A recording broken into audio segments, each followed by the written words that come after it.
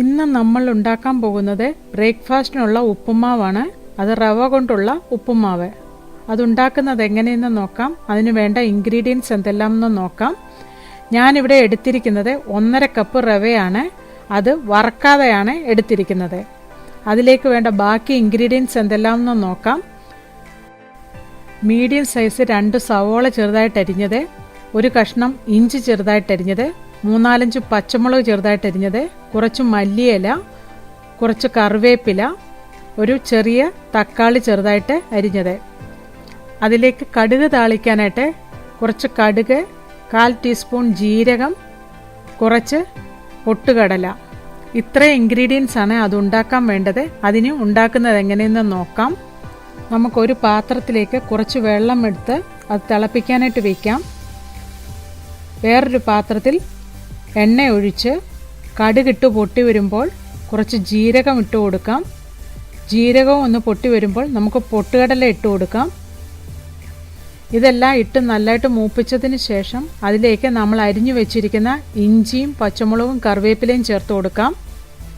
ഇതും ചേർത്ത് നല്ലതായിട്ട് വഴറ്റിയെടുക്കാം. ഇതെല്ലാം നല്ലതായിട്ട് വഴറ്റിയതിന് ശേഷം അതിലേക്ക് സവോള അരിഞ്ഞു വെച്ചിരിക്കുന്നത് ചേർത്ത് കൊടുക്കാം. സവോളയും നല്ലതായിട്ട് വഴറ്റിയെടുക്കാം. ഒരുപാട് സവോള ഇട്ട് മൂപ്പിക്കേണ്ട ആവശ്യമില്ല. ഒന്ന് ട്രാൻസ്പെറൻ്റ് ആയിട്ട് വന്നാൽ മതി. ഇതെല്ലാം നല്ലതായിട്ട് വഴന്നു കഴിയുമ്പോൾ അതിലേക്ക് തക്കാളി ചേർത്ത് കൊടുക്കാം.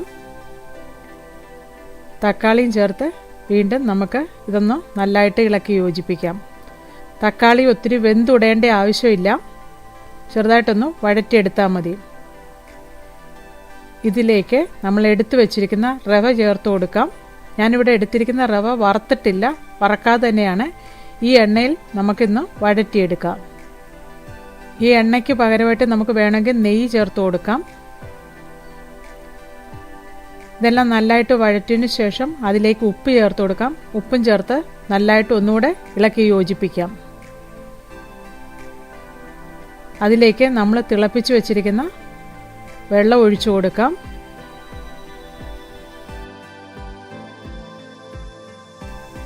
നമ്മൾ ഒരുപാട് ഇളക്കേണ്ട ആവശ്യമില്ല. ഇത്രയും ഇളക്കിയതിന് ശേഷം നമുക്കിതൊന്ന് അടച്ചു വെച്ച് വേവിച്ചെടുക്കാം.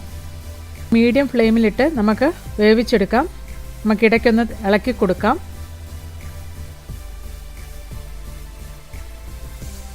നമ്മുടെ ഉപ്പുമാവ് വെന്ത് വന്നിട്ടുണ്ട്.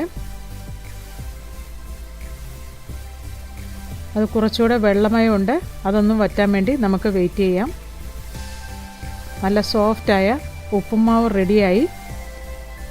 അതിന് മുകളിലായിട്ട് നമുക്ക് കുറച്ച് മല്ലിയില ഇട്ട് കൊടുക്കാം. മല്ലിയില ഇട്ട് നല്ലതായിട്ട് ഇളക്കി യോജിപ്പിക്കാം. ഉപ്പുമാവ് റെഡിയായി. അതിന് ഒരു സെർവിങ് പ്ലേറ്റിലെടുത്ത് നമുക്ക് സെർവ് ചെയ്യാം. എല്ലാവരും ഇതുണ്ടാക്കി നോക്കണം. ഇഷ്ടമായെങ്കിൽ ലൈക്ക് ചെയ്യണം, കമൻ്റ് എഴുതണം. എൻ്റെ ചാനൽ സബ്സ്ക്രൈബ് ചെയ്യാത്തവർ സബ്സ്ക്രൈബ് ചെയ്യണം. താങ്ക്